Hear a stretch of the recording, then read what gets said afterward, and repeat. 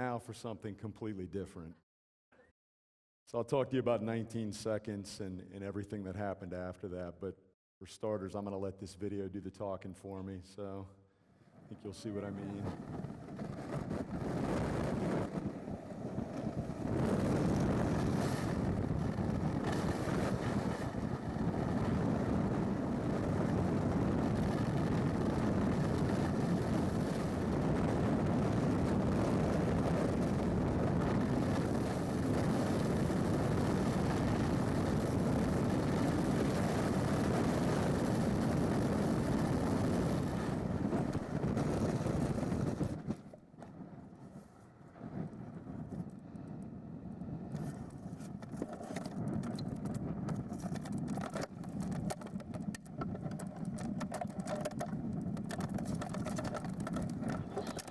And we'll freeze it there.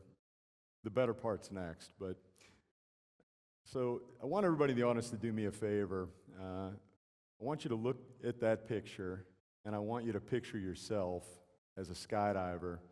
Just make a jump, you open your parachute, and then you look up and see that. Also picture you've got about 19 seconds before you hit the ground, and most likely you're going to die, so you got 19 seconds left to live.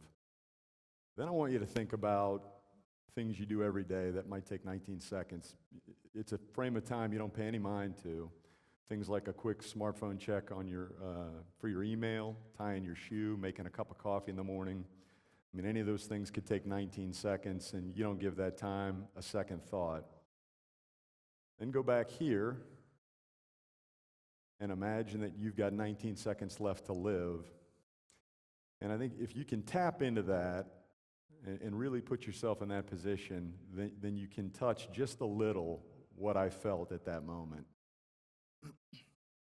Now, most people look at this video and they don't understand what they're seeing necessarily, so let me give you a little bit of background so you understand what's going on. So this was a skydive that I made in August of 1996. I've been a skydiver for a long time. I was 26 years old at the time. I was actually a professional skydiver, which sounds cool.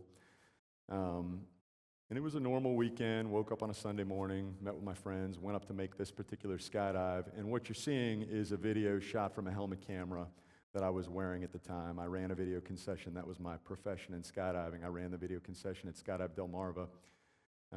And what you see in that video, you see one of my jumping partners, Troy, and we're sort of flying together, and you can see us get pretty close from time to time. And the bottom line is we got lost in that skydive. This was sort of a new type of jumping that we were doing, and this was the closest he and I had ever gotten to each other in free fall doing this particular type of jump. Fall rate's a bit faster given the body positions we had, and we essentially lost altitude awareness and ended up opening our parachutes much lower than you normally would. That wouldn't have been a problem so much because you saw that main parachute open and it worked.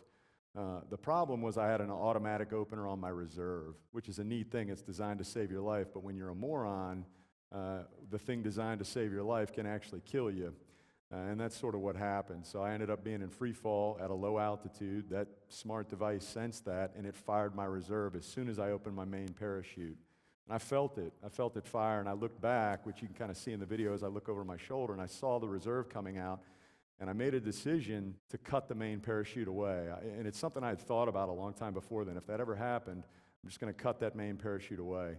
So I did, and then you see that main sort of drift away, and it promptly gets entangled in the reserve, held stability for a second, and then it folded in half. Then the skydive got a lot more interesting. And so I think the thing to keep in mind is this is something that happened due to my own negligence. I put myself in this position, so I sort of made my own bed. I think it helps to really understand how a parachute works so that you can kind of picture what happened here. So let me get a volunteer from the audience, maybe somebody from the front row, like you. You want to come up? You're about the right size. So come on up here and help me. I'm going to show you, we'll get a little orientation to the parachute. Hold that for me for 1 sec. So I'll show you, this is the actual parachute I was jumping that day. I still jump it. It's 20 years old. It's safe. It works perfectly well. And it's a typical advanced level or expert level skydiver piggyback rig or free fall skydiving rig. And what you see, the reason they call it a piggyback is because there's two parachutes in there. There's a main parachute on the bottom and a reserve parachute on top, essentially piggybacking one another. And then there's three important handles on this thing. One is right here. That's how you open the main parachute. And I'm going to show you how that works. The other two are on the front. This is really all you need to know about skydiving. This is a cutaway handle. So if you have a malfunction on your main parachute, you pull that cutaway handle and it'll release the main parachute. I'll show you how that works. And then this is a reserve ripcord. This little purple handle is a reserve ripcord. That's the only true ripcord on the rig. There's no ripcord on the main parachute. And when you pull that reserve ripcord, what it does is it essentially pops here, and there's a spring-loaded pilot chute inside that reserve container, and it'll pop off your back out into the airstream, and it'll open that reserve parachute for you. So I'm going to put this on you. There you go. Just the backpack. I'm going to have you turn this way. Don't advance my slide. So when you want to open, you essentially grab this thing and you throw it out in the air, and it fills with air, and it pops and pulls this main parachute out like this, and out she comes. And then, the air opens this bad boy up, and it's flying. And you can see we got line twist in there right now, but it happens a lot faster and a lot cleaner than that. So now I'm going to show you a cutaway. So I'm going to take this off of you and trade spots with you. You can just set the, I'll take this, yeah, you can set it down. So what I want you to do is go over there and grab that main parachute and pull on it a little bit. Be careful not to fall off the stage. But when you cut away, that parachute falls off just like that. And that's what I did. Here's my cutaway handle. And unfortunately, that took off and got caught in the reserve. All right, thanks. Good. So that's sort of what we were dealing with. Now the part of the video everybody wants to see. This is the interesting part, so the rest of the fall. If you guys can bring the sound up on this is the good part. So if you're easily offended by profanity, I'm going to tell you to put your fingers in your ears now.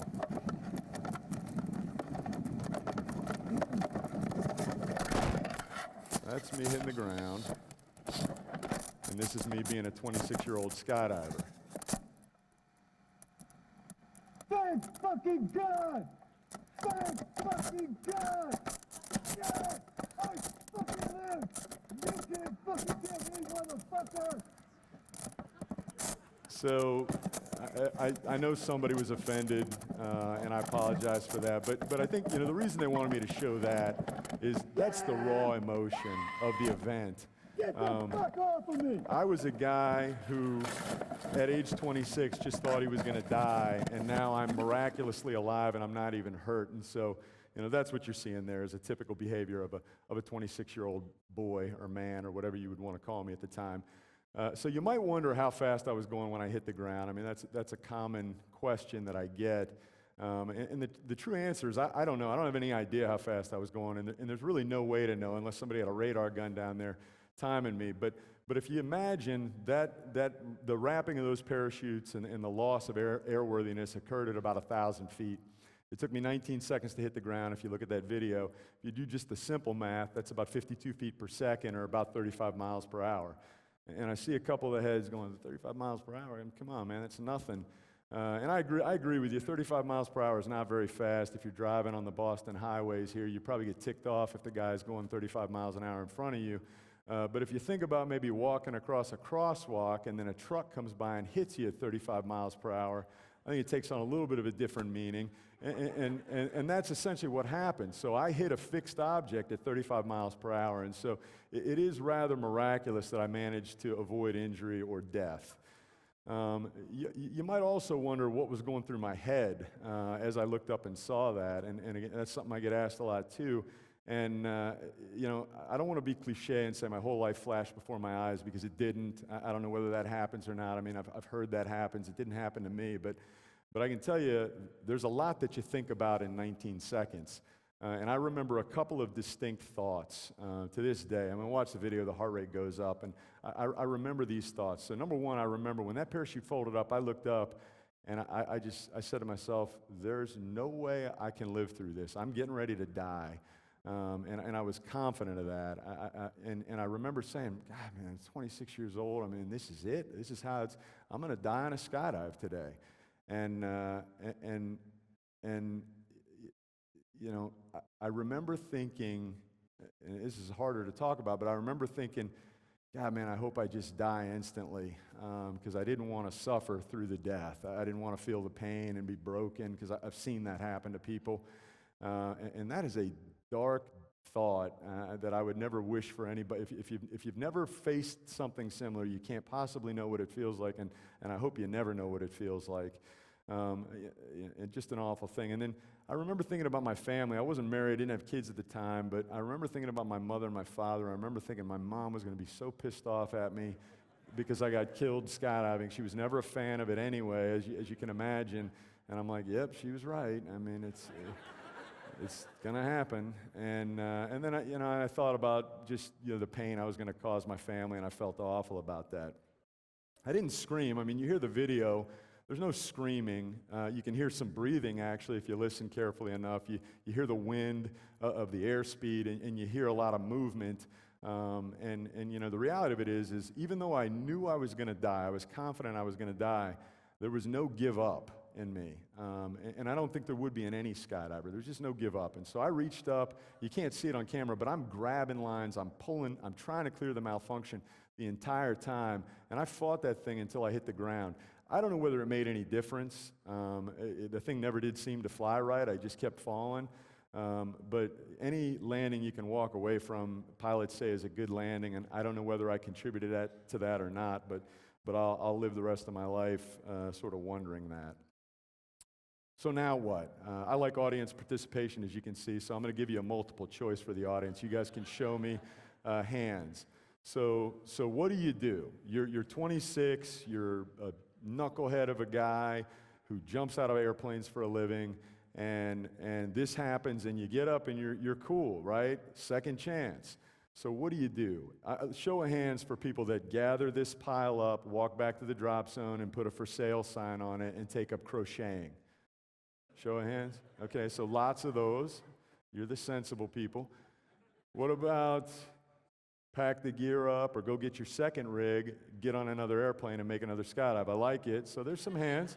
There's some hands. More than I thought I would see. I like it. You guys are all right. We can go out afterwards.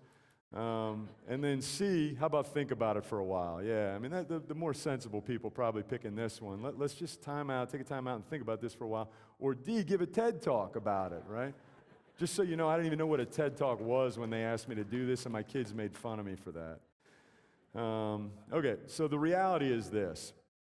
I hit the ground. I was met by some friends from the drop zone, and I can tell you, they came over there to shovel up a dead body, which sadly we've all sort of done before.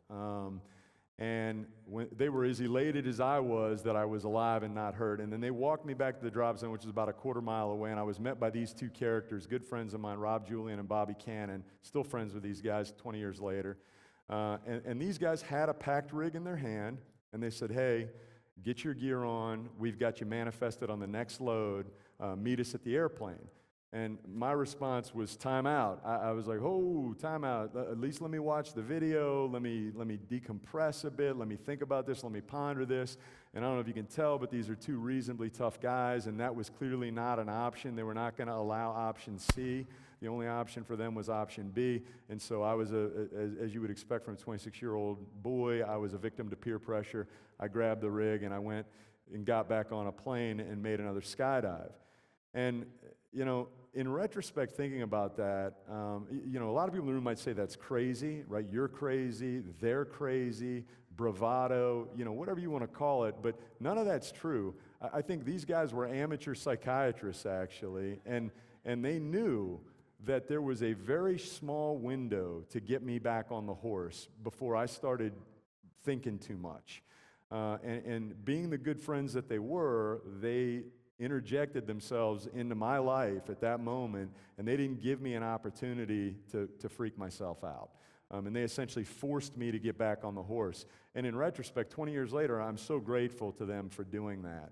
At the time, I was a bit rattled, but I just did it, and I've often thought about what was behind that, and I think it was a calculated decision on their part. The other thing you'll hear about any extreme athlete or adrenaline sport, whatever you want to call it, they say we're adrenaline junkies. And I don't really like that term, so I say it's not true, but in a sense it is true. I mean, the reason we do this is because it's fun, right? I mean, you look at these videos, it looks pretty fun, but there's that surge of adrenaline when you jump out of an airplane or you do any kind of high-risk sport. There's that surge of adrenaline or that fear that you face and conquer. and that's exhilarating, and you actually become physically dependent on it. And if you take 2 or 3 weeks off from skydiving when you're a regular jumper, you actually get depressed because your body is used to that adrenaline flow. And so it's like any drug. If you take any drug, you name the drug from a drug addict, they have withdrawal symptoms. And so we do the same thing. And so, I don't know that we're adrenaline junkies, but certainly we seek that feeling, that surge of adrenaline. We like it. For the people in the room that chose option A, to take the gear and sell it and just take up crocheting, which I'm not criticizing you for saying that, but for the people that chose that, I'm going to pose this question to you. Is living safe, and I put it in quotes, good enough for you? I think, safety, number one, is an illusion, in my opinion. And the speaker that's going to follow me will tell you that, I'm sure. You could ask anybody that was in the Twin Towers when they got hit on September 11, 2001. They probably thought they were pretty safe that day. And life has inherent risk. So you can pretend that you're living safe, and you can do everything you can to minimize risk in your life, but there's still inherent risk in living. And so I think living safe like that is boring to me. And so I would encourage everybody to, take a little risk in their life. There's no reward without risk. And you don't have to skydive, you don't have to mountain climb, you don't have to do those things, but certainly those are the things that make me feel good and make me help me to enjoy my life. And here's a picture here of my old partner Scott Steele. He's in Cleveland now at Case, and that's him and I on the summit of Mount Adams and Mount Rainier. And again, just doing these things that bring that enjoyment to us in our life. So I'm going to leave you guys with this. This is a picture of my family. It's my wife and my 3 daughters. The little one is the tough one there. My mother is convinced, and I say this kind of tongue-in-cheek, but my mother's convinced that the only reason I'm alive today is divine intervention. She believes that wholeheartedly. And she also believes that there's some higher purpose for me in life that I have not yet realized. I'm meant to do something big. I mean, every mother has delusions of grandeur for their kid, right? And I don't subscribe to it. I really don't. I don't think that there's that big of a thing going on in my life. But for me, I think if I can just be the best family man, the best father to my daughters, the best family man, maybe the best doctor to my patients, those kind of things, I think that's my higher purpose. And I certainly hope that I've done enough to justify my second chance at life that I was given.